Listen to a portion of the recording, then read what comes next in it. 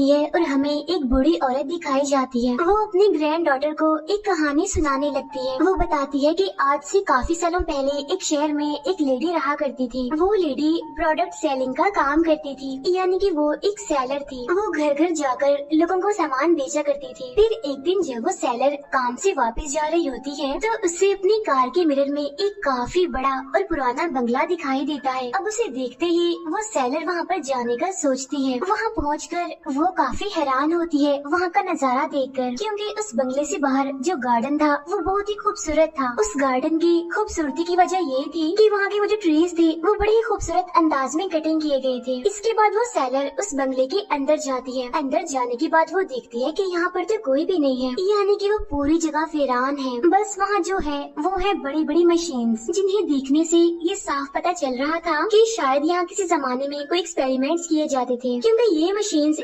इस टाइम की नहीं थी, काफी पुरानी थी। अभी वो लेडी आसपास देख ही रही होती है कि तभी अचानक से उसे ऊपर से किसी की आवाज सुनाई देती है। अब उस आवाज का पीछा करते हुए वो जल्दी से ऊपर जाती है। तब उसे एक जगह साए में कोई बैठा हुआ दिखता है। यहाँ पर वो लेडी उसे आवाज लगाती है और सामने आने को कहती है। अब वो जो इंसान होता है वो ऐसा ही करता है और चल के उसके सामने आता है। लेकिन जब वो लेडी उसके हाथों को देखती है तो काफी डर जाती है, क्योंकि उसने अपने हाथों में बहुत सारे हथियार पकड़े हुए थे और उन्हें देखकर वो लेडी वहाँ से जाने का सोचती है। लेकिन तभी वो इंसान उसे आवाज लगाता है और कहता है कि प्लीज रुक जाओ, मत जाओ। और जब वो लेडी मुड़ के पीछे देखती है तो उसे ही बात समझ आ जाती है कि उसने अपने हाथ में कोई भी हथियार नहीं पकड़े हुए, बल्कि ये उसके अपने ही हाथ है जो कि उसे हथियारों जैसे लग रहे हैं। और इस हाथ में बहुत सारे सीजर्स लगी हुई हैं। अब ये ऐसा इसलिए था क्योंकि ये कोई इंसान नहीं था, बल्कि ये इंसानों जैसा एक रोबोट है। यहाँ पर ये लेडी उससे उसका नाम पूछती है तो वो रोबोट कहता है। यहाँ वो उसे बताता है कि मैं कोई इंसान नहीं हूँ, बल्कि मैं रोबोट हूँ इंसानों जैसा, लेकिन मैं कंप्लीट नहीं हूँ,